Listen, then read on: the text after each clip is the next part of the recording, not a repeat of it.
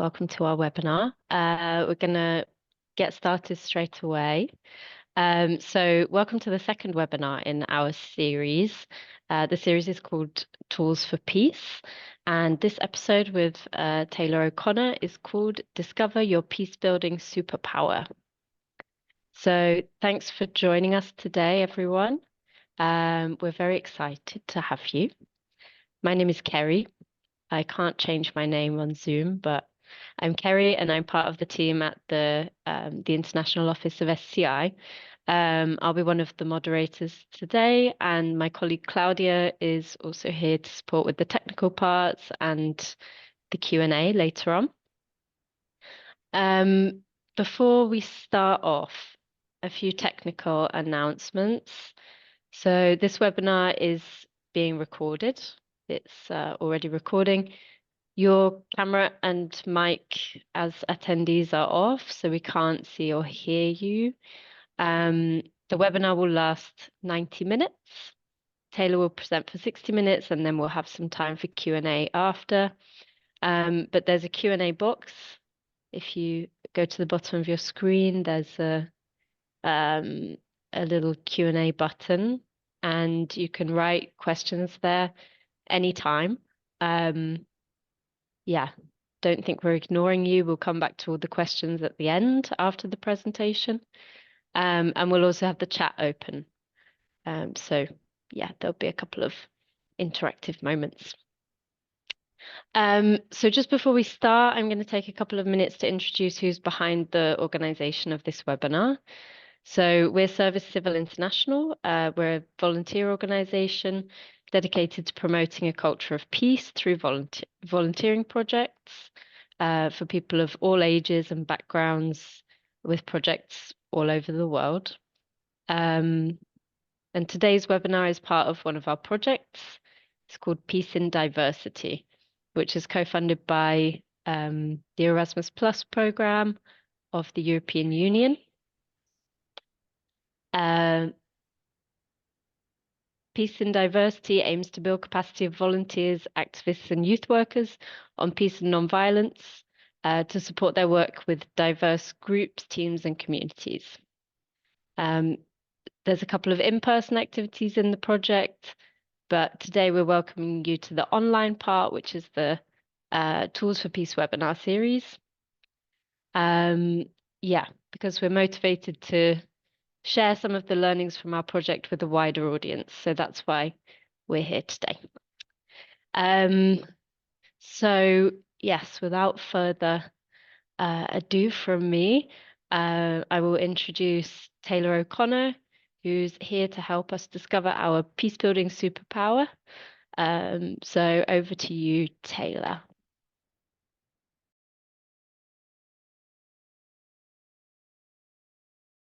All right, sorry about that. I was sharing my screen while I realized I had my microphone off. So now I'm on, have my screen up. So thank you, Carrie and Claudia. I'm super happy to be here. I have known about SCI for a while and have, had some discussions with different SCI members. And I think that the work that SCI does is super interesting. And so I'm super happy to be here. I'm Taylor. I am the founder of Everyday Peacebuilding. It's basically my blog. It's a personal passion project of mine. I have other work and do other things, but Everyday Peacebuilding is what I am all about. And so I will talk about it. I'll talk a little bit more about myself in about a couple of minutes. I have some slides that kind of cover a little bit of parts of my personal journey that are relevant to what we're talking about today. So I'm just going to get straight into it, and you will learn a little bit more about me in the process. So here we go.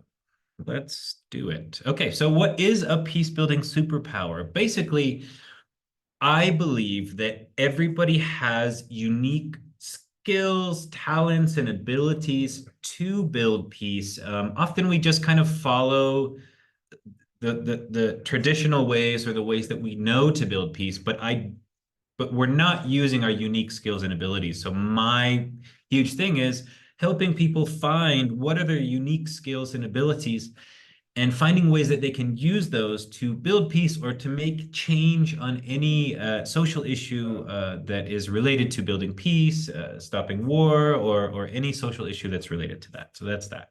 So why is it important to discover your peace-building superpower? Well, have you seen the news lately?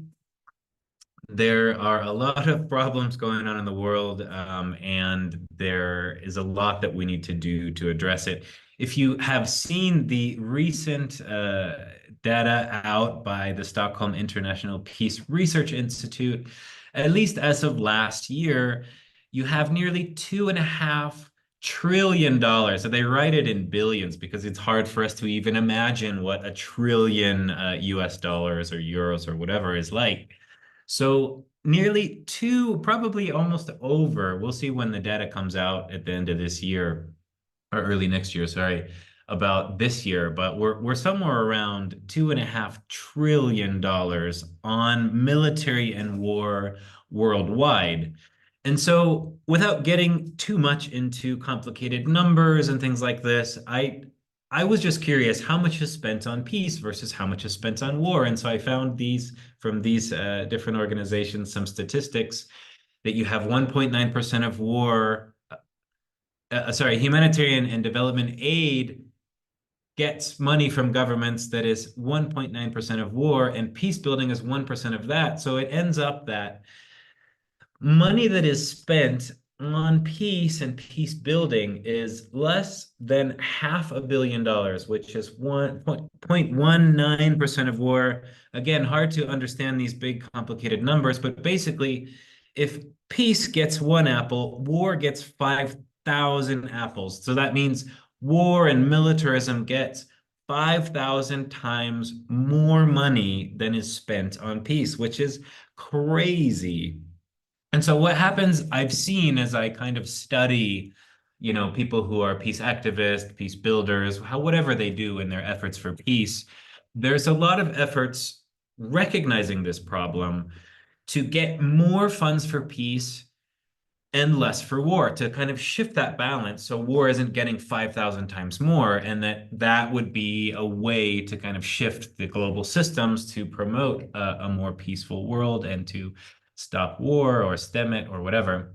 And that's one way that I see that people who and groups who are working for peace try to advocate recognizing that problem. My approach is on the other side here. I try to get more people building peace in creative ways outside of traditional systems. Well, if international systems are like this and they're spending 5,000 times more money on war and militarism than they are on peace, it's important to try to change that.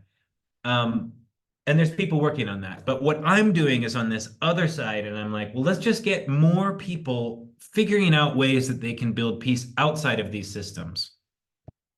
So we're going to get a quick poll up from Claudia, and I want to see, this is a taste of just understanding this whole peace building superpower thing. Which one do you feel like you identify more with? The peace activist, the aid worker, or working for peace in humanitarian settings? This is the aid worker. Are you an educator and you're educating about peace? You're a peace educator, or maybe you're kind of a scholar and you study these things, right? And so let's just kind of get a sense. Again, there's many, many more, of course, and there's no right answer here, but it's just kind of like getting the idea of like, okay, well, there's so many different ways to build peace. So like, let's see where we are as a group here, and that'll just get us started a little bit. So this is a meme I made. I got into making memes a couple of years ago, and I need to find time to make some more because there's not enough peace memes out there, by the way. That's another thing. Let's give you just 10 more seconds. Again, there's no right answer here, but we're just gonna give you 10 more seconds to pick one, and then we'll kind of see where we are as a group here. So just a couple more seconds. 3, 2, 1, let's close it and share the results. And we see that this group, it's interesting. We have a lot of people who would be among these here. they would be the peace educators and some peace activists, a bit of aid workers, a bit of peace scholars. It's just good to see kind of like everyone's a little bit different, right? I would have thought that this group would be more peace activists because I do know that, SCI has a good kind of anti-militarism focus and they're in some really creative activist projects. But also I have seen some really interesting and innovative projects from SCI that are related to kind of awareness raising and things like that. So this does make sense in the SCI network. We have a lot of peace educators. So that's great. So thanks, Claudia.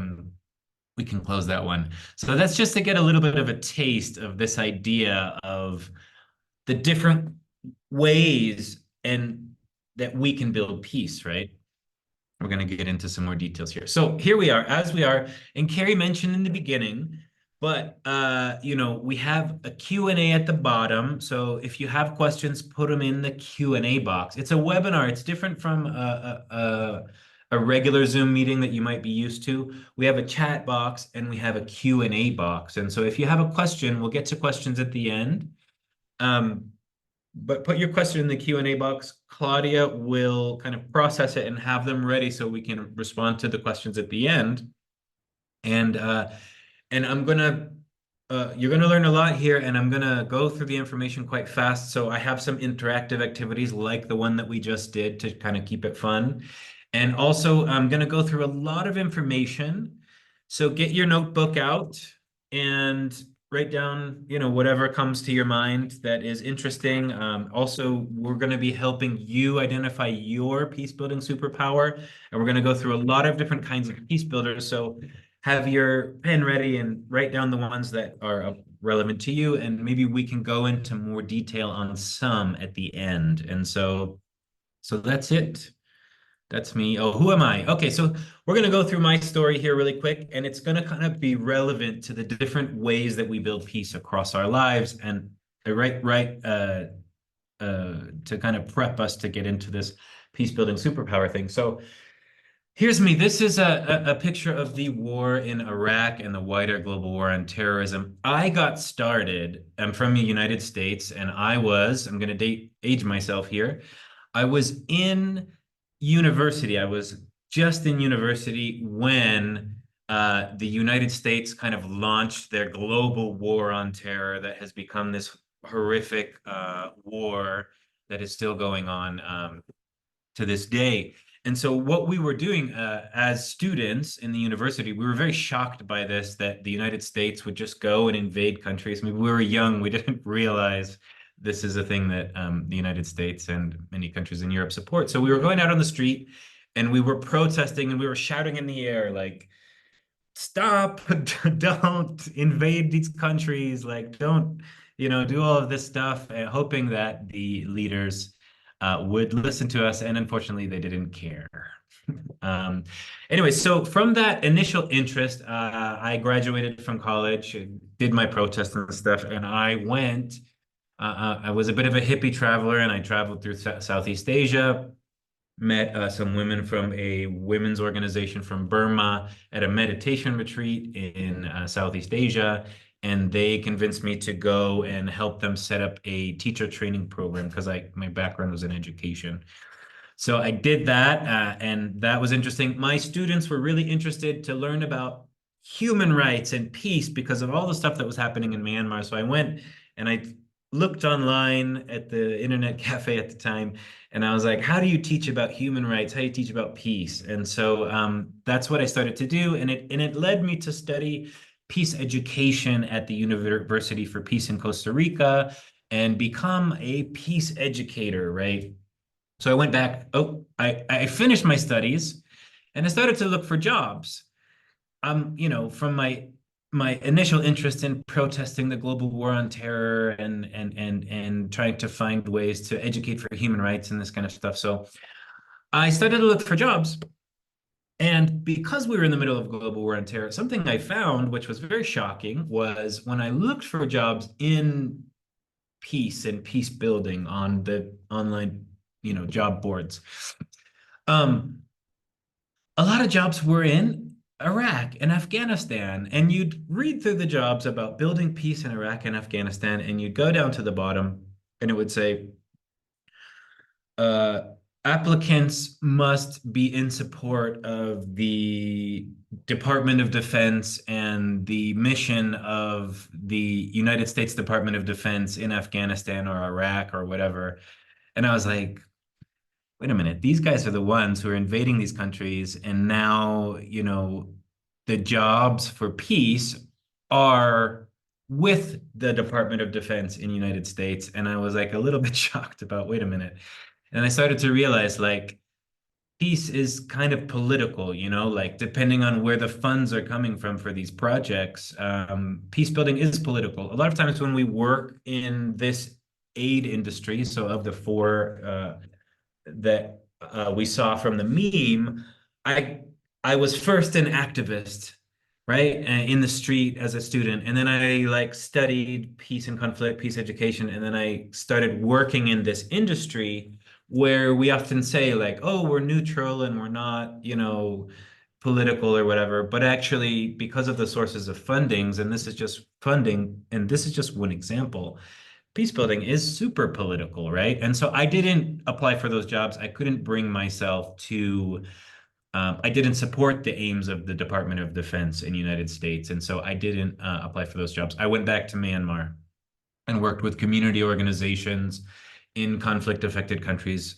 contexts around the country, set up programs for social cohesion, interfaith understanding, peace, human rights, this kind of stuff, right? Great experience. Because of my contacts with the women's groups and the youth organizations around the country, when international aid started flowing into the country, I started getting hired to do conflict research all around the country and analyzing the conflict dynamics and trying to provide kind of recommendations for different organizations to do work and set up projects. And I remember when the genocide and the violence started in Rakhine State, the Rohingya genocide. I remember the international agencies started going there, and I was trying to apply to go for them, but they kind of have their mechanisms that they work. And I was saying you have to support the peace builders there because I knew this guy on the right with the longer hair is a friend of mine who at that time was like, I want to go and I want to help. There's violence happening and I'm going to set up, some peace activities, mobilize youth networks and all this kind of stuff. And so I was trying to work with the international agencies to say, support all these peace builders, but they were like, oh, there's no peace builders there. There's this horrible violence and everybody's kind of racist and, all this kind of stuff. And I was like, no, there are peace builders there. And I started to see that, wherever there's violence, and especially after, I got picked up by more international agencies and sent to other countries, I would see the same thing. We'd go to some place in the where there is violence and conflict, and there would always be people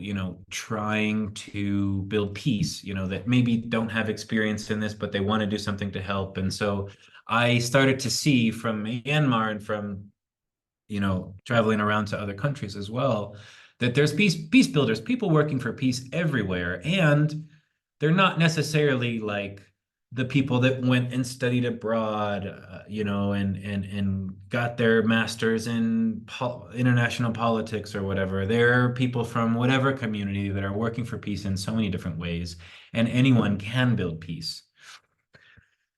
And so I was doing a lot more work in other countries. And so one thing that happened, I did have some struggles because I would recognize these politics within the international industry of building peace, and I would kind of struggle with them, or there would be kind of power struggles between the international and the local groups and all this kind of stuff. And I would be trying to work with that, right? And so I got hired to do this big global evaluation for a big international agency within the United Nations. And to analyze global peace building efforts. And I went to different countries. This is one in Guinea-Bissau. We were having tea with one of my colleagues. And And basically, I did this huge evaluation and I was like, oh, this is my chance to influence kind of global strategies for peace within the United Nations. And I can kind of, try to address the militarism and maybe like try to address issues in United States and Europe as well, because we're always working in these conflict affected places, but not actually, you know, some of the causes for some of these. So I wrote this kind of report kind of trying to shift the perspective on peace building and trying to get them to connect peace builders from all over the world, from Europe, Africa, Middle East, America, North America. And I wrote my draft report and they said, oh no, this whole thing about peace builders, in Europe and North America, the industry, the international industry does not work like that. You have to take that out of the report. And they told me, this is their words, we only build peace in third world countries. Europe and the North America, there's nothing we will do there, and the industry will never change. So your recommendation for our global operations within this UN agency, we won't even hear your recommendations about expanding beyond third world countries. And I was like, I'm done with this. I can't handle this. I gotta get out of this system. I had recognized that there were politics at play, and there are people within the system that work really hard to change it, in different ways. But I was like, I gotta find a way out. So I started kind of preparing to launch what came to be my blog. And I remember seeing that this point was international peace building will never address militarism, example from that report. And in some cases, it promotes militarism. And so, right as I was like exploring ways to find alternative ways to build peace and preparing to launch what became my blog, Everyday Peace Building, this came up on my social media feed. United States Institute for Peace. Empowered women help create a more peaceful world. These are American, so you can see the image. American soldiers in the Middle East. And I'm like, what is going on here? Like, this is how they are saying these are the peace builders, right? I went to that event and they didn't let us ask questions. They didn't take my questions. But it was basically a platform for the US military to talk about their peace building interventions all over the Middle East and how they had an expert from United States Institute for Peace talking about how all of the US wars are in countries where there's a lot of violence against women. So we need to study where there's violence against women to choose the next countries where we are going to attack and start wars. And that's how we're going to go around and liberate women. They talked about how in Afghanistan and Iraq, when they sent women, they were able to occupy better. And because they could build more trust in communities and the army could occupy areas better. And that was their building peace approach. And basically, another thing is that 90% of peace building funding comes through bilateral donors, which is governments. And so United States Institute for Peace is a perfect example of that. Their efforts are in support of their war effort. And so, there are challenges within peace building in the aid industry to address militarism. But even there are a lot of initiatives like this. United States Institute for Peace, you might notice, is not my favorite organization, that they hire experts to promote militarism in different ways. So I was like, okay, I'm getting out of here. I'm doing my own thing. So I continued researching and finding all the different ways that people are building peace. So I didn't feel like I had to be trapped in this system. And I found that there are so many ways to build peace. I studied peace, right? Peace and conflict. I learned about peace education. But when I started just doing my research, finding peace networks, seeing, mapping different organizations and what they're doing all around the world, it blew my mind. I was like, there's so many ways to build peace, and there's so many people and groups working for peace in different ways, right? But the problem is, there's so many people who want to build peace, abolish war, address related social issues, right? But jobs in peace building are very few. Some people are activists, right? But for me, I'm an introvert. I'm not necessarily an activist. I do this like peace nerd stuff, and I research and share about different ways to build peace. Maybe both of these aren't for me. In here, most people want to build peace, but they don't know what to do, right? They're not going to get a job in peace. Maybe they're not an activist, right? Um, and so here's Everyday Peace Building. I got my website out, and what I do is try to help people find creative ways to build peace. Okay, so to build peace, you need to be clear on two things. Number one, what is the social issue you want to change? Sometimes people are like, oh, I want to build peace, or I want to stop war. That's too broad. One of the things you need to do is get really focused on what you want to change, something very specific. Often it's a social issue. And because things are so interconnected, you can see the ways that these are connected to peace and war as well. Or if they're not, that's also fine. Be very clear about what social issues you want to change, and be clear about the unique skills you have to change them. Also, it's helpful if you have a plan. And so these are three things that I do at Everyday Peace Building. Here, we're going to talk about this one only, right? We can't do everything. And so what I have, based on my research, I started mapping all the different ways that people build peace all over the world, and I made a typology of a peace builder. It's actually always in development, and so I use it and I share about it. And the more I research, the more I find very niche ways that people are building peace all over the world, and it's just amazing to me, right? And so I have, and let's get the poll up here thank you, Claudia. Basically, I found hundreds and hundreds of ways that people are building peace. It's just way too much information, right? There's the poll, okay? So what we're going to do is I'm going to go through all of these 12 categories and talk about them. If there's some that you're more interested in, I can spend a little bit more time on them, and we can even go into them in the Q&A a little bit more. Within each of these 12 key themes, there's many different ways to build peace. So I'm going to give a kind of a quicker overview, but I will go into more detail in some of them.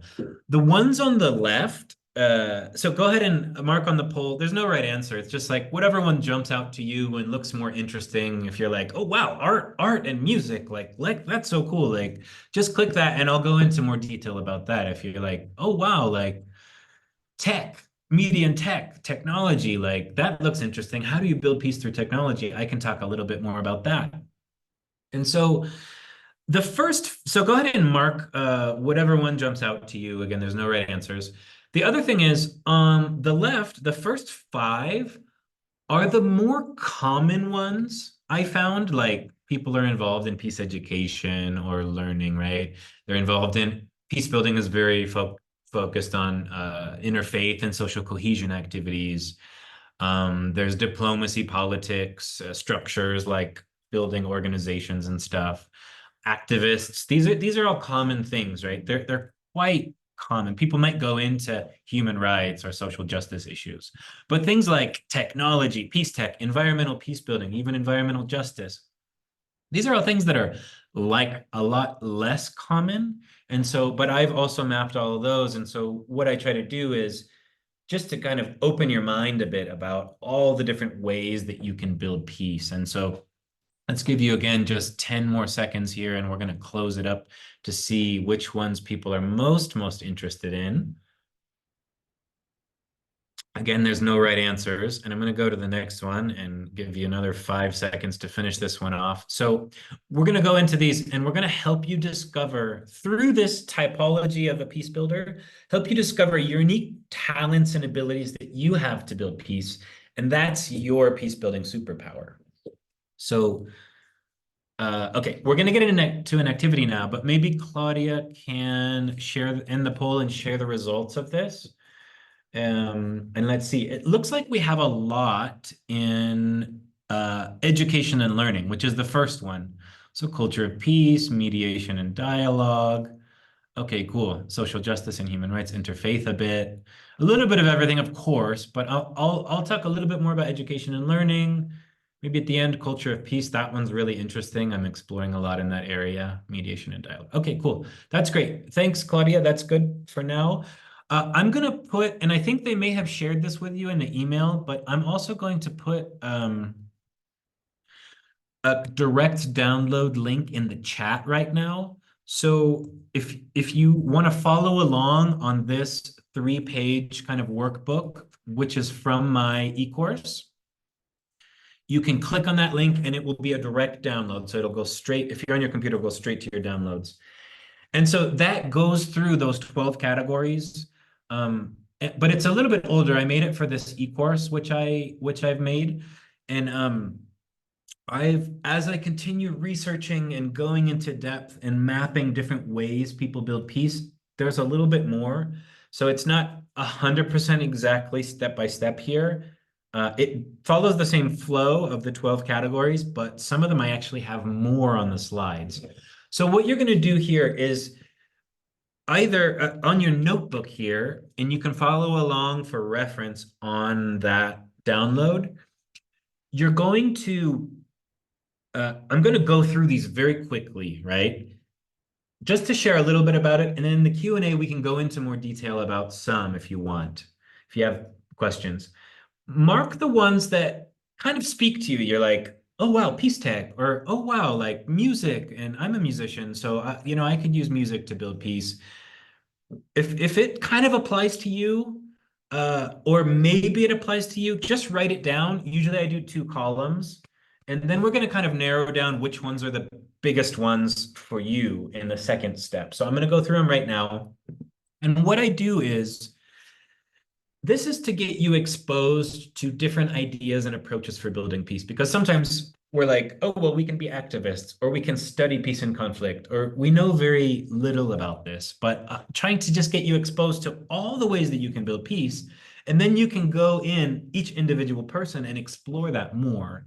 And what I try to do, and we're doing it very quickly here because we're in webinar format, is to share with you some networks, organizations, and resources associated with all the ways that people build peace. And then you can explore and find resources, join events with those different groups and things like that. And then from identifying the different strengths that you have across these types, that's how we discover your unique superpower. And we'll get to that in the next step. So if you have any kind of questions about this process. Okay, good. Yeah, it worked for some of you. But yeah, there should be some in the email as well. And maybe Claudia or Carrie, you can mention in the chat if it also went in the email. I'm going to just keep going though, because we're on a roll. Okay, so education and learning is the first category. And under that, we have peace educator. So you might know about peace education, but if you don't, definitely get connected with the global campaign for peace education. There's also other themes within this, like social justice, human rights, global citizenship education, sustainability education. There's all these things that you can research online and find a whole bunch about. There's some examples here like Peace Momo, that's a peace education initiative in South Korea. Seeds of Peace is in Hawaii. The Center on Peace Education at Miriam College in the Philippines is a great thought leader on this. So there's tons of stuff about peace educator. I make a differentiation between peace education and training peace builders. So SCI's in here. We're training people who build peace in this webinar. Everyday peace building, that's me, right? I train people who want to build peace. Sometimes there's a little bit of overlap between those, but often peace education is for the general public. And here we are training peace builders. The Euphrates Institute has a really great program called the Peace Practice Alliance. Mindanao Peacebuilding Institute has really great trainings, Forums EDF. Another thing we have under education and learning is peace and peace building think tanks and thought leaders. So we have like formal think tanks like the Geneva Peacebuilding Platform, International Institute of Peace, Berghoff Foundation. These are all, or the Peace and Justice Studies Association. These are all kind of formal think tanks on peace building. But we also have really alternative ones, like there's a peace history conference next month from the Peace History Society. And these are historians who study history of peace, peace activists, and peace movements. There's a whole area of study within anthropology, which is the study of peaceful societies. There's a guy named Douglas Fry who's super nice. And on their website at the University of Greensboro, he's got a bunch of information about the anthropological study of peace societies. You can download stuff for free and read about peaceful societies today and throughout history. It's incredibly fascinating. Or someone as an individual, like the peace thought leader, John Paul Lederach, you can read his books. They just launched a website where they collect a lot of readings and different things from him. Still within education and learning, and there's some organizations on this, but I'm showing some examples. You have people like Noam Chomsky and Arundhati Roy who have written books and are thought leaders. They're writers, and they're not necessarily like, I'm a peace builder or I studied peace and conflict, but they are thought leaders. We have writers and poets who write and advocate about peace against war. And so these are two examples of people who are writers for peace, right? Now we're on to social cohesion and interfaith. So we have religious and faith-based peace builders. So the next one is interfaith. And so, but I find that you have faith-based organizations from Buddhist Peace Fellowship to Muslim Peace Fellowship to Pax Christi to Empower Change. These are all using faith-based principles to mobilize faith communities to work for peace in different ways. And so they're using their faith to build peace, right? And then you have other organizations that focus on interfaith and intra-faith peace building, like United Religions, Religions for Peace. There's a whole bunch of those, and that's really interesting within social cohesion. Now, not focused on faith, but talking about culture and racism, we have in our network as well, we have this group in Ireland, Northern Ireland, called Beyond Skin, which is about intercultural tolerance and acceptance and things like that. And these are bridge builders and common grounders, right? This guy, Daryl Davis, is really great. This is another example of just an individual. He's written a book as well. And he decided many, many years ago, he was going to go talk to people from white supremacist groups and talk to them and just see like why they're in these groups, become friends with them. And he says that, you know, more than 200 and probably many more now have left these, even up to some leaders have left these extremist groups because they've become friends with him. So he's just an individual, he's a jazz musician that just said, I'm going to go make friends with these people who hate me and we'll see what happens. He's a bridge builder, right? As an individual. Now we're into gender, family, and community. So there's historic groups that are women's networks for peace building, like Women's International League for Peace and Freedom, or they're feminist peace groups that apply feminist feminist principles to building peace. And so that's really interesting. A lot of feminist peace groups have been very influential in peace building historically and to this day.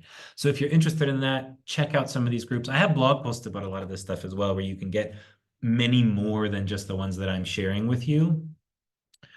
Also, you have family-centered and community-oriented peace builders, which are focused on children and families and trying to build peace within that approach. Psychosocial peace building. There's a whole area of study and practice called peace psychology, which is super interesting. And here's Uframir, who's from Kashmir, who's kind of a leading influencer in peace psychology. And there's a couple of organizations, there's more that I don't have on here as well, that are, you know, psychology, psychosocial well-being, trauma-informed peace building. There's all these different approaches linking kind of psychology and psychosocial well-being and peace building, which is really interesting. Watch her TED videos. We're on to arts, peace building in the arts. And so we have groups like Pianos for Peace, Musicians Without Borders. There's a whole podcast. There's a guy in our network that has a podcast called Music and Peace Building, and he talks to musicians who are involved in work for peace. You know, who would have thought, right? Artsy peace builders. I think we might have someone from the Global Art Project for Peace in here as well. I did see that on the list, but there's a whole bunch of organizations who use art for peace in different ways, even crafts. Check out the Craftivist Collective, where they're talking about people who are introverts and like to craft, who want to use their crafting for peace as well. Here's an example of one in Florida called Embracing Our Differences, and every year they do an art exhibit about bringing people together and understanding different cultures. And they bring in art from people from all over the world. It's super interesting. You also have even performers. There's the Freedom Theater in Gaza that are very active right now. But you have comedians. George Carlin, if you've ever seen his comedy about war, it is incredible and very old, but very applicable for today. Or someone like Augusto Ball from Brazil, who created Theater of the Oppressed. You have different ways to use performance art to build peace and get messages out. Now we're into media and tech. So we have peace media content producers like Peace News, Culture of Peace News Network, Peace Magazine, the Peace Studios, like an incubator to help people create content about peace, like if you're a blogger or a journalist or something like that, which brings us to the next thing, which is peace journalism. So peace journalism is actually a thing. There are frameworks and approaches. There's a 10-point kind of approach where if you are a journalist and you want to write about conflict or anything, they have guidance materials to help you use peace journalist approaches, using journalism to build peace. And so that's super interesting. There's tons of ways to use technology to build peace, and this is a fast moving area as well. And so there's always new stuff now with AI coming out, but you have groups like Build Up who have a conference every year about using peace, using technology for peace. Peace Geeks is kind of an activist group that's really interesting. Just Peace Labs. You have all these different ways to use technology for peace. And even these are some groups, but they have, because there's so many different types of technology, there's so many ways to use technology to build peace. And to learn about it, what you could do is follow these groups, see what resources they have, join their events, conferences. You also have advocates, speakers, and storytellers. This is one I need to research a little bit more, but there's a whole area of like peace linguistics, peace narratives, peace advocacy. This is a great orator that is an inspiring peace hero for me, Frederick Douglass from United States. Was a leader in the abolitionist movement. This is what I'm going to explore a little bit more, but there are groups involved in this. Much less, of course. So what I'm doing is blogging bit by bit about all these different things. So like that way I map them out, all the niche things, and some of them are easier than others, like peace education is much easier. This about peace linguistics and peace narratives is much more niche, so I got to do some more work on that. But this is a whole area as well. I actually have a blog on my website about resources about peace narratives and peace linguistics as well, but I haven't yet mapped the organizations. Within the environment, the links between environment, peace, and conflict, there's a whole movement of environmental peace building. Environmental Peacebuilding Network is the main one, but there's a whole bunch of groups that work in this area, which is different from environmental justice, right? There's a whole area of environmental justice like earth rights, earth justice, indigenous environmental network. You have like, it's interesting how separate they often operate. You have these whole networks of environmental peace builders, and you also have these groups and networks of that are focused on environmental justice, often from indigenous perspectives, land rights, linking people and planet, how they're fighting for people and planet. It's a very interesting approaches. Some peace groups also do advocacy about the harms of militarism and war on the environment. This is a really interesting one. I just published a blog post about this a couple weeks ago about peace parks and conservation peace building, basically between countries sharing resources and setting up parks in disputed areas, like the Demilitarized Zone, DMZ Forum, in between North and South Korea. There's also a really interesting one in the Congo. A lot of the actual peace parks don't have websites themselves, but there's organizations like the Global Transboundary Conservation Network that work in this area and work to establish peace parks all around the world. There's over 100 peace parks all over the world. Some even take tours in peace parks to learn about conflict issues. So in the chat, and maybe we'll get to this in the Q&A section, what is one thing you learned during this session? If you learned something and you just want to share, put it in the chat. Maybe I'll bring it up, or maybe we'll talk about it in the Q&A, which is going to happen in about 15 minutes, while I finish the rest of these ones. Now we're on to mediation and dialogue. So there's like peace process. There's people that become mediators or negotiators at high levels. Like if you're in this Institute for Multi-Track Diplomacy, you're in this whole mediation and negotiation high level.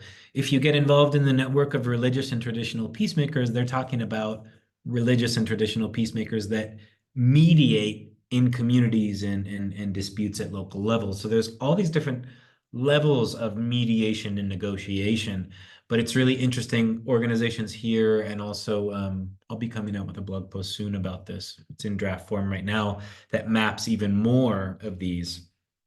So you can learn about mediation and negotiation from them. Again, like everything, get on their email lists, download their resources, learn about it, and learn about how you can use mediation and negotiation in your work or efforts for peace. Dialogue is different. Facilitating dialogue is different from mediation and negotiation. Then there's all these organizations, same thing, like the Dag Hammarskjöld Foundation, I probably said that wrong, but is more high-level dialogue, whereas Living Room Conversations has resources for holding dialogues in your living room, right? You have all these different organizations that work in dialogue facilitation. Forgiveness, reconciliation, and restorative justice. You have a bunch of organizations, usually in post-conflict situations, like there's the two down there, Healing Through Remembering in Glencree is Northern Ireland. You have some as well that working in, the Peace and Truth and Reconciliation Commission in South Africa. You have in post-conflict situations, but also things like the Forgiveness Project as well produce a lot of resources about this that can be applied to any situation on a smaller scale. Justice advocates, even the ACLU, we have started as a peace activist organization like 100 years ago. This is it used to be the American Union Against Militarism, and then they shifted to civil liberties, and that's the American Civil Liberties Union, ACLU. So I find with social justice, organizations don't say like, we're a social justice organization. Usually they have specific issues that they're working on, like Black Lives Matter or BDS and Jewish Voice for Peace focus on Palestine, ending occupation and things like that. Southern Poverty Law Center, SPLC, is about hate groups and documenting hate groups. I think they have some other things as well. ACLU is civil liberties. So usually social justice advocates are focused on a specific issue, and they don't say like, I'm a social justice, advocate, but it's a specific issue. Human rights, you have international, local, and regional organizations that advocate for human rights based on human rights treaties and documents. On nonviolence and activism, I find that you get nonviolence groups, and they're about training in nonviolent strategy and tactics and practical action to overthrow dictators, unjust laws, whatever, right? They're about nonviolence and nonviolent strategy. And here's some. I really like Canvas as well, which is Serbian organizations by Serbian activists. They have really great resources that are very user-friendly. But there's tons of resources, and it's not about peace, not about war. It's about nonviolence and nonviolent strategy applied more broadly. Then you have pacifist, peace activists, and war abolishers. You might recognize some of these that take a bunch of different approaches to usually apply nonviolent strategies to end war, a specific war, or abolish war, or work for peace, right? And sometimes they use alternative ways like war abolition. There's this whole thing about human and common security, setting up systems to manage global conflict so we have a world beyond war, like World Beyond War there. And so usually the approaches of these organizations are based in nonviolent action for peace and to end war, but also some of them have extended into other areas in building a world without war. I just wrote a blog post about this yesterday, conscientious objectors in the military and counter recruitment. I know a lot of you are in Europe, so there's a whole European Bureau for Conscientious Objection. And this is all really interesting. A lot of them started during wars, World War I, World War II, Vietnam era, global war on terror. A lot of these organizations started in that. There's one on the bottom left there that's a Finnish organization. I'm not going to try to say that word, but yeah, there's international organizations, there's veterans organizations, and there's national and local organizations that support conscientious objection to war. You also have weapons disruptors, people that are working to demilitarize the world or demilitarize police and military. There's a whole, and some of them are focused on specific weapons like drones or mines or something like that. Some of them are working against the arms trade. This one, Raw Tools, is really interesting. There's a couple like this that take guns and weapons in post-conflict situations or where there's a lot of weapons and violence, and they turn them into jewelry. There's a lot of jewelry ones. This one's really interesting. They turn guns into garden tools. And so they work in the United States primarily in communities where there's a lot of violence, and people bring in their guns and they work with them to turn them into garden tools, which is really kind of a interesting symbolic approach. The nuclear abolition movement is still going. There's scientist groups and there's a lot of groups that are working to raise awareness about the dangers of nuclear weapons and to work to abolish nuclear weapons. During the Cold War in the 80s, especially, this was at its height, but after the Cold War ended, a lot of the groups kind of are less active, but there's the ones that are on here right now are still very active. Yeah. Into politics and structures, we have setting up of peace networks. And so there's tons of those. I have blog posts about those as well. These are some. We have peace architecture and infrastructure. You can read about peace infrastructure. So there's people that set up systems internationally to build peace. And there's also organizations that set up kind of infrastructure and local networks for peace. And they often call that peace infrastructure. It's kind of an interesting emerging field. social change career. If you're looking for a job in building peace, these are organizations where you might work. There's a lot of NGOs that work in peace building, or you might find a job through the Peace and Collaborative Development Network, for example, focused on social change career professionals. There are cities who have peace resource centers, usually focused on peace, justice, and activism. And they have events, they have libraries about peace resources, they have all kind of interesting stuff. It's a really interesting local structure. There's organizations that look into the economy of peace and war and about war tax resistance and using taxes for peace, not war. And here's some of them, very interesting as well. Social entrepreneurs and businesses for peace. There's a whole bunch that work in business for peace and recognizing the link between businesses driving conflict, resource extraction, social entrepreneurship. Even within these, you can see has a whole bunch. Culture of peace is the last one. There's a global movement for a culture of peace that was happening in the 2000s. It ended, and organizations that were officially for a culture of peace, few of them are around anymore. Their sources of funding have dried up. But they have their own frameworks and approaches. I have a different one because you can see this whole framework. I have organizations that focus specifically on some elements of culture. And the first one is museums, exhibitions, and curators, people who curate experiences and learning experiences about peace.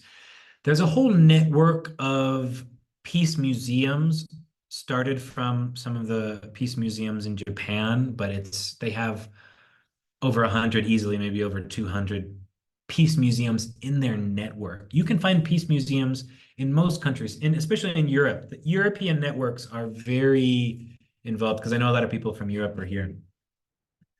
You can find the International Network of Peace Museums, I forget what it's called, and you can download their resource and find peace museums in your country and probably in your city, especially if you're in Europe. But there's peace museums of all kinds in different ways that take different approaches to educate for peace through their museums and exhibits. We also have cities for peace, spaces for peace, and places for peace. The Peace Palace in The Hague is an example. There's architects for peace. Can you believe that? Engineers for social responsibility. These are all organizations and networks that set up spaces and places for peace. And so Places for Peace, I think, has a lot in Europe. International Cities of Peace is a network where cities get involved in finding ways to make peaceful cities. This is all super interesting stuff. Sports, games, play for peace, peace tourism, food and peace festivals. These could all also be their own pages as well, but these are all really niche areas that you can look into that are also super interesting and very related to culture. I mean, look at this one, bikes, not bombs. Can you believe that? It's very funny.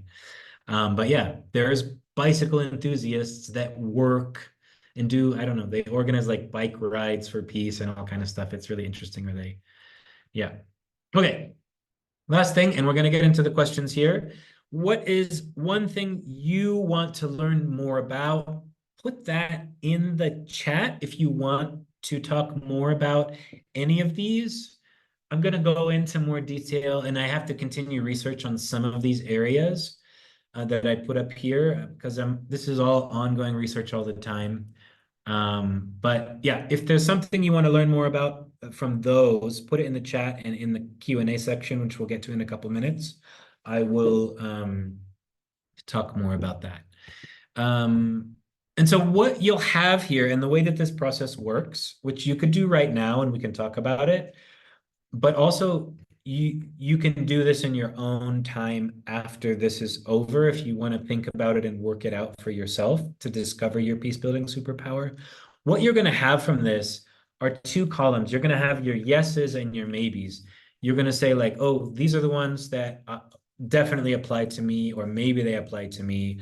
And you're going to have quite a lot, which tends to make it difficult to identify your unique skills and abilities for peace, i.e. your superpower. But what you're going to want to do is get your list of yes, and maybe these apply to me. And then you're going to try to narrow it down to 3. And so what I've done for myself is I'm like, okay, all of these are important to me, peace culture, war or abolition, all this kind of stuff. But which ones are really core to me, right?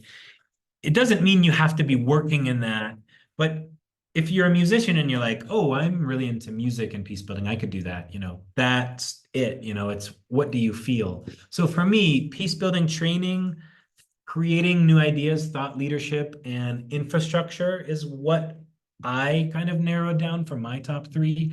And from those, this is what I'm doing. I'm sharing new ideas, thought leadership, training in this workshop, and I have a network through my website, building a global network of people who build peace in different ways. We're still small, it's a blog, but this is what I do, and this is where I found my strengths lie. I'm not running around on the street shouting into the sky or organizing nonviolent actions. I think that's important, but that's for some people.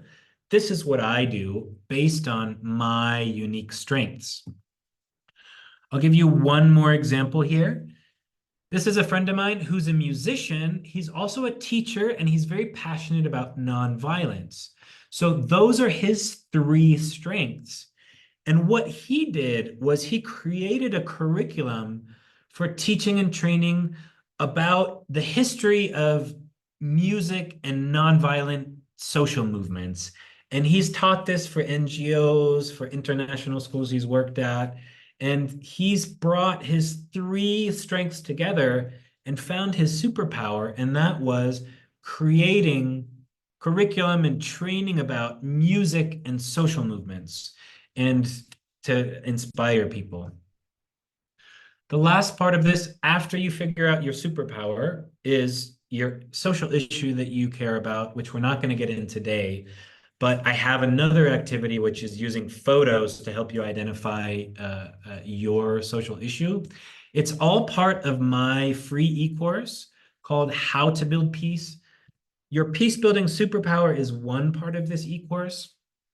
And identifying the issue you care about and all these other things are part of this free e-course I have, where you watch the videos and then you go through the workbook. So you got the workbook segment of 3 pages, but you actually get a full workbook in this.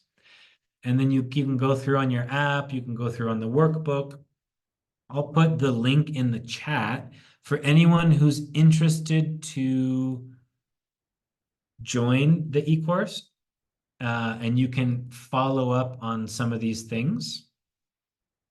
There it is in the chat. For anyone interested to sign up and take this free e-course, which goes into some more detail about the superpower, your issues, helping you make a plan on how you can apply your unique skills to build peace, covering those topics. And so that's us. We made it to the end relatively on time. I'm going to take this off now. If you have questions, I think Claudia is going to help facilitate this. And if you have questions about any of these specific ones, we can go into them. I'm going to take this down. I always feel like I talk a lot, but it is a webinar. I'm gonna pass it over to Claudia and Carrie now. Yeah, thank you so much for the presentation. So we have some comments. First of all, so Wilbur was commenting that there is also another organization called Swords to Plowshares, which is similar to Guns into Gardens, but maybe less concrete. So that was just a comment. Thank you, Wilbert. And there's then, a cool one called also Foundry 22 that makes jewelry. There's a couple more. I'm gonna write a blog post about it at some point, but there's Swords into Plowshares. Yeah, it's just amazing how many different organizations there are doing interesting things like that. So thank you. Yeah, then there are some comments and questions all related to, so sorry about the names. I might mispronounce some of your names, but Mijena was saying that peace is everywhere, but we don't know where to search for information, I think. And then there were questions about how can will we receive the presentation with all the organizations, which I think is where we can start having more information. looking into these organizations, and also more material that you have been mentioning. So your blog, your projects. I can respond to those quickly if it helps. Yeah. So if Carrie and Claudia, if you want to send the presentation around, which you have in the follow-up email, go for it. You have it. It's there. Also on my website, I go into each of these, and I'm in a process of doing one by one. I try to get 2 or 3 blog posts out a week, and I'm mapping the organizations and resources so you can go and search for any of these 12 categories, or even the very specific things. Like I just posted one on conscientious objectors, right? You can find information there. What I recommend people do, because people come and they become a peace activist, or they're like, I'm a peace builder, or I'm a peace educator, and they just kind of find general information about that. But what I always try to get people to do, like even me, I can't give you information about all these things. Like if you want to be a peace comedian, or if you want to be an environmental justice activist, or if you want to be a peace tech expert, like I can't help you. I give you the start. I can say, oh, well, look into this. And that's why I always put the organizations here, and my blog posts have more. Usually there's 10 or 20, sometimes 23, 27. I try to, depending on how big the specific thing is. I think there were 14 of conscientious objection, right? And so what I say is go to those websites, figure out like which ones are most interesting to you. Top three, maybe more, right? But top 3, go to those websites, download their free resources, get on their email lists, participate in their webinars and events, get involved, volunteer, find job opportunities. It's just like there's so much happening. And so I just try to get people, like funnel them into like what is of your most interest. Maybe you love peace parks. And you're like, wow, conservation peace building, peace parks. Follow the conservation peace building and peace building networks, get on their email lists, join their events, get involved. Maybe you'll find ways to start your own thing as well. There's always opportunities for that. I hope that's helpful. Thank you. And we will be sharing also the presentation then, and some other links to your blog. Then Absalom from Ethiopia was asking if you know any institutions who are interested in working in peace building in Ethiopia. Organizations very specific to countries. Like, I have my personal databases so I can like find, but I haven't been processing that way in general. I try to share resources about kind of global groups and global networks, and I try to get people focused on what their specific interests are. So, for example, if you're interested in, peace parks, or you're interested in pacifism and peace activism, or you're interested in environmental peace building or whatever, often, or say feminist peace building, Women's International League for Peace and Freedom, any of these things, a lot of the networks have projects and activities and chapters in specific countries. So you can be like, I'm going to get involved in the Women's International League for Peace and Freedom Network. Oh, look, I can connect with the chapter in Ethiopia. I can go meet them, talk to them, see what they're doing, get involved. There are organizations working in different countries and stuff. I do find that there's an approach that we get used to when we work in peace building and international aid. We're looking for funding for our organization. A lot of grassroots organizations, there's a problem within the system that the money and the decision making is very top down. And so that system hopefully is changing. They say they're changing and localizing, but it's very hard. Or we're looking for like jobs and organizations and funding in our country. I also find that that's very aid industry focused. And because there's so much competition within that, most of us don't get access to those funding or jobs. And then we feel like, oh, we can't build peace, But if you get involved with environmental peace building or peace justice or feminist peace networks or peace tech groups. I mean, there's a conference to build up peace tech network has a conference this year. I think it's happening soon in Kenya, which is right. I mean, relatively close to Ethiopia, you know. So same thing. The peace education.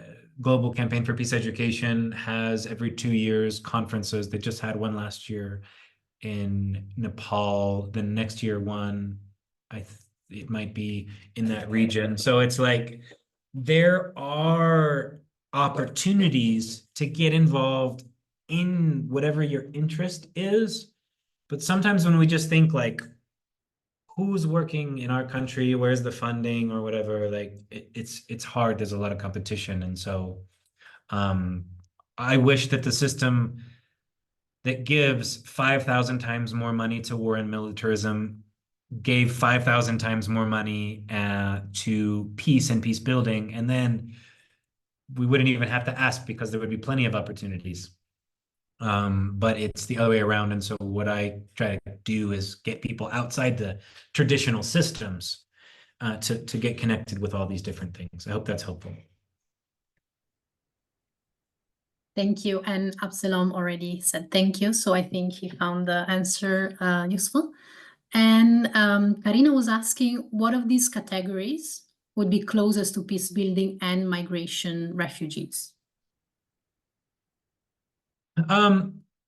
I think that one thing that I've also found is that there's cross-cutting issues like migration, like youth, for example. You didn't see youth on here, but I find that youth are involved in all of these things. And so I didn't make youth as its own category because it's kind of a cross-cutting issue. And so migration, I mean, I do know that like the international aid industry, social change career professionals, there's organizations that work in migration, like the International Organization of Migration. There's a lot of smaller ones that work in migration. Also, sometimes think tanks, like think tanks and thought leaders, do research on migration and publish about it. There's interesting work being done also by activist groups. This is just off the top of my head.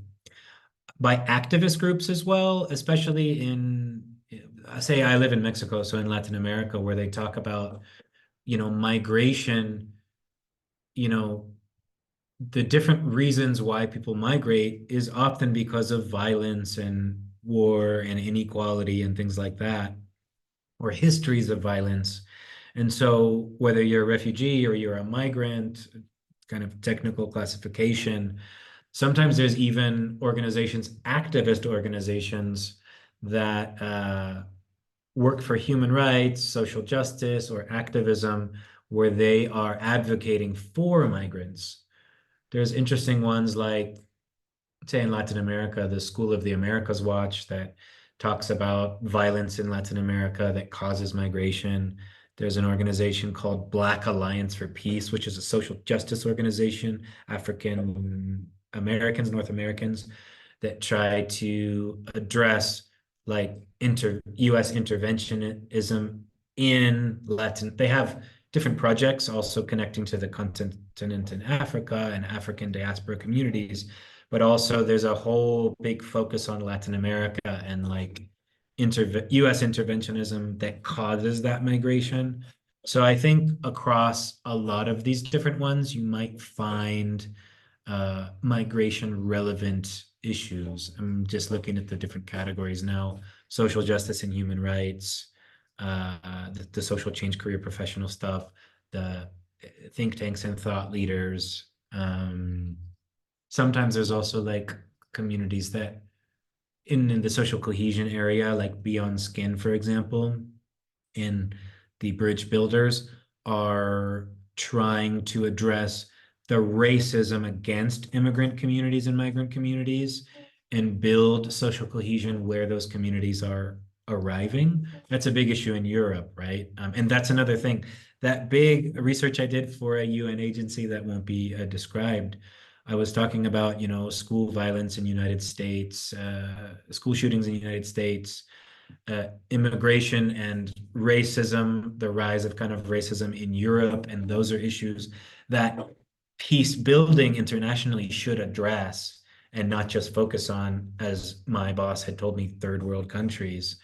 But sometimes there's challenges within international systems to address that. But you will find, you know, those kind of projects. You know, Beyond Skin is a really great example in Northern Ireland, where they bring in music as well. This is another example of a creative initiative where it's like, this guy's like into social cohesion. He was a musician. This is the leader of that group from Northern Ireland. They've got musicians from Afghanistan and from different communities in Africa that do concerts, and they try to build social cohesion. Even, for example, about the recent attacks in Belfast. So against migrant communities, I can't remember what the details of that were in Belfast, but I saw that happening and I was like, oh, I can't remember his name, but I've interviewed him before. He's in our everyday peace building community. I was like, I'm sure that they are on it with that racism against the immigrant populations. And sure enough, he was being interviewed by, you know, media in Belfast and in Ireland and the UK. And then, like, within weeks, they hosted a concert series with musicians from other countries, from Afghanistan and from Africa, and called on people across Belfast to come out and support immigrant communities, migrant communities. And there you go, you know, that's what they were doing. And so again, it's not, like I said, you know, people who are like, oh, I want to get a job and this or that. It's like, this person was passionate about social cohesion and tolerance in Northern Ireland in the post-conflict era, and also recognizing that there were a lot of immigrant populations coming to Northern Ireland. So, you know, I think that organization's been around for 10 years, Beyond Skin. And he was a musician, so he's like, we're gonna do music and we're gonna do social cohesion and we're gonna be building a culture that's tolerant towards immigrants in this community, and we're working on that. There will be challenges, like we've seen this recent bouts of violence, but they are already there and they're set up and they responded like that. So I hope that's helpful. But it crosses a lot of different categories, migration. Thank you. And this made me think that also through one's job, everyone can apply the principles of peace or values that are inherent to peace and approach their job like that. And I thought about it because many lawyers, for example, or judges, they support the rights of migrants by interpreting the law in a way that is supportive. So yeah. Yeah, I agree. I mean, I would say, like, I've seen this as well. Like, if you have work or involved in any particular efforts that are focused on one thing, if you get into figuring out what your superpower is across these different categories, sometimes you find something like migration or these social cohesion approaches or music or whatever that you're interested in. And sometimes you can learn from that and integrate it into what you're doing to kind of advance or improve or address some of the issues within the systems you're working in, taking creative and alternative approaches. There's so much you can do, you know. And so if you're already working as a lawyer, I mean, we have people in the community that have their own organizations, or they're just youth activists, or they work in the government, you know, in the education department, or they're a teacher. Sometimes you can find these other approaches and be like, oh, well, I can bring this into what I'm doing right now, you know. Yeah, exactly. And Karina, if you're following the chat, there's also some comments about your questions, so feel free to check them out.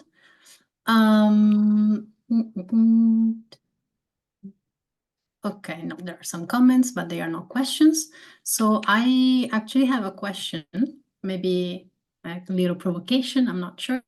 But when we talk about superpowers, it makes me think of you can use it for good or you can use it for bad. So do you have any tips on how to use, once we find our superpower, how to use it for good? And the reason why I'm asking this is also the previous webinar that we had was about identifying or decolonizing our lives. So I'm thinking if someone didn't do this process of decolonizing one's life, they might be applying their superpower in a way that is not very useful or takes space from people who have been marginalized, and we don't recognize this. So do you have other tips on how to be conscious of one's superpower and use it for good?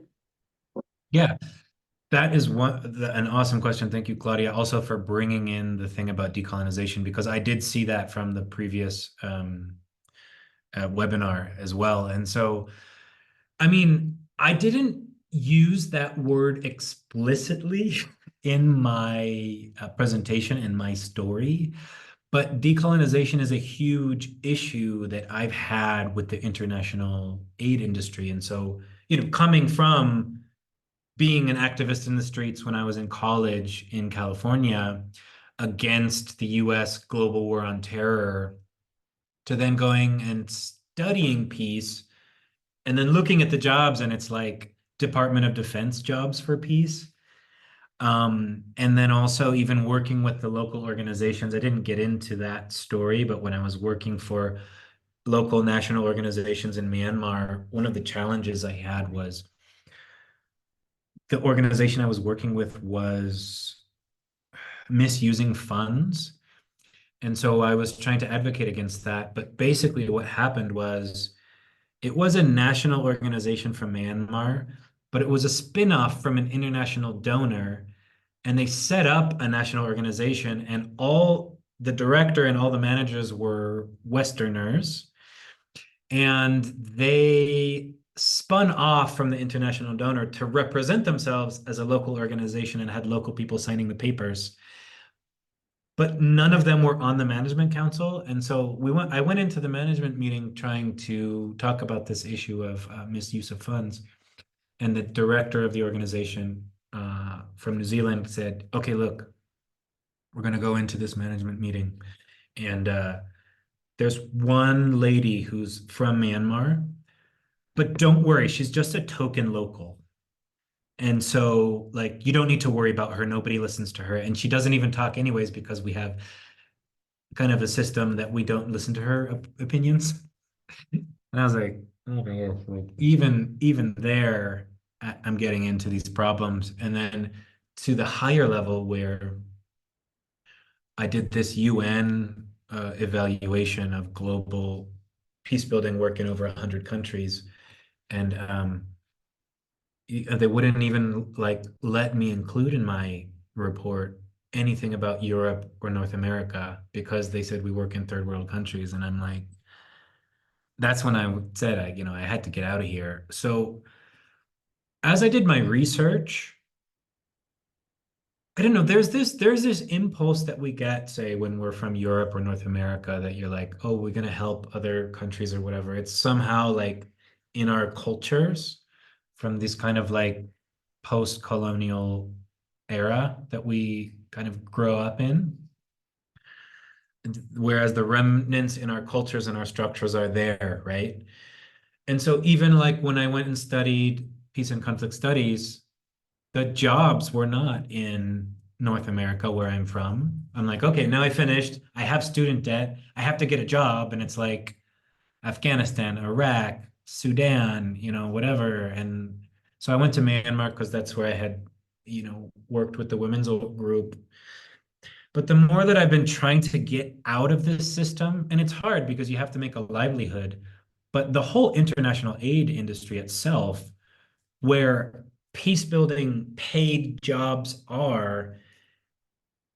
operates in this way. The funds come from Western countries and go to other countries, and even trying to shift it is really hard, and addressing militarism is hard.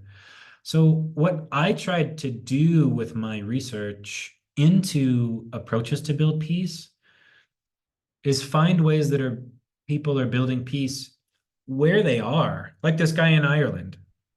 He's building peace in Ireland, and so what I find is, and I like how SCI addresses militarism. This is what an organization that comes from the European continent should address. It's hard, I know, and I've talked to a lot of organizations that address militarism or are even historic peace activist organizations, and they're like, well, it's hard to get funds because the funds are going to like Afghanistan or Iraq, you know, and they're tied up with the State Department or the Department of Defense. But so what I find is like if we can identify the issues where we live, if we're from Poland or if we're from Spain or if we're from Ethiopia or whatever, and find what we can do to address those and not look for funds from these international organizations because 90% of funds come from governments, United States, Europe, whatever. Like it's like identifying the problem, like what is the problem that we want to address, and then finding solutions. That's the approach that I take and I try to help people take. Not like when I got out of my master's, it's like, okay, let's look for the jobs because the jobs are part of this kind of like post-colonial system, you know, it's really hard. Again, you have to make a livelihood as well. It's like I'm not getting paid for what I'm doing. I'm trying to monetize it, you know, but it's like I have friends that went to Afghanistan on one of these contracts supporting the Department of Defense, and they get very high pay. They get, R&R, they get hazard pay. So they work there for a couple of years and they come out with, and they buy a house and they're like, they have a house. They're, 23 years old and they bought a house in London because of all the money they got from this. And yeah, I know it's hard when you work in these systems, but my main approach is like identify the problem and find solutions and then go from there. But like going directly to work within these systems is like really hard, even though we still have to make a livelihood. I hope that's helpful. Yeah, thank you very much. Maybe you can take one last question, which is from Wilbert, and he's asking, is finding your superpower not just an individual process? The power of a collective can be even more than the sum of the individual superpowers. Maybe just quick words about also your efforts to build a community, and yeah, thank you. I have one part of the equals, which is finding you on the superpower theme, finding your sidekicks, because everyone has sidekicks. So like you can't do this alone. You have to work with others and also share what your strengths are. And also this whole thing as well changes, like it's like I want to make it into like a personality quiz, that thing where you answer the questions. It tells you where your strengths are. It changes over time, depending on your experiences and your interests, and so that's one part. But I also find it essential to find other people who are passionate about what you're passionate about. And those are your sidekicks. Those are you're their sidekicks. You're working together and you're close friends. I try to have regular calls with some of my old friends from Myanmar or from other experiences I've had because it keeps you grounded and it can support you to overcome challenges, to find ways to work together, whether you're working in formal or informal ways to build peace. And so, yeah, definitely working together and keeping those relationships. They're important across your life because I see peace building as a journey, building peace is always a long-term process. It's going to have its challenges personally and in the world, but keeping those relationships and seeing it as a lifelong journey, those relationships are going to help you every step of the way to find different ways you can work for peace. I hope that's helpful.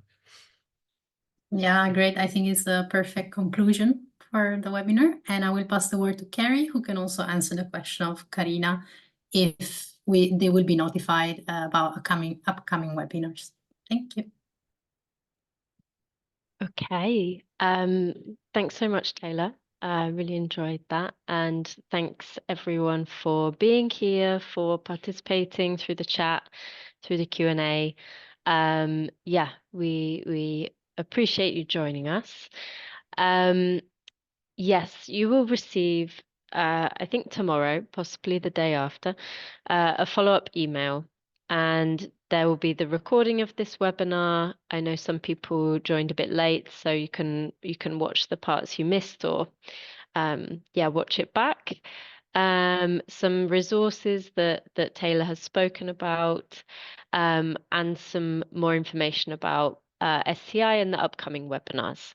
But I can already let you know that the next one will be on the 28th of November, on the topic of nonviolent communication. And yeah, we hope to see you there.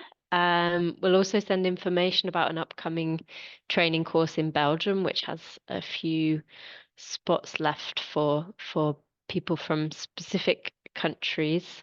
So yeah, all that information will be in the follow-up mail. And thank you again. Have a good day, evening, night. Wish you all the best.